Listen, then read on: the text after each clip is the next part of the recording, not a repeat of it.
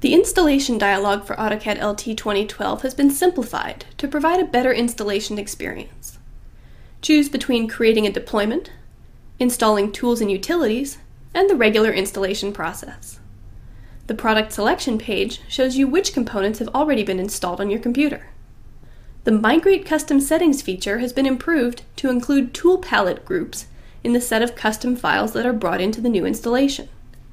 If you choose to skip Migrate Settings when you first run AutoCAD LT 2012, you can find it later on the Start menu.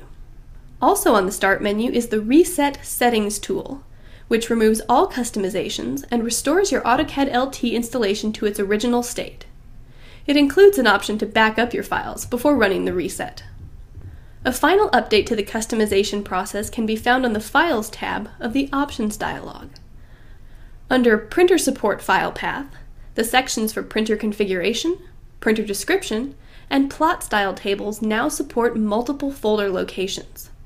AutoCAD LT will look in all of these locations for the necessary files, giving you greater flexibility when organizing your printer support files.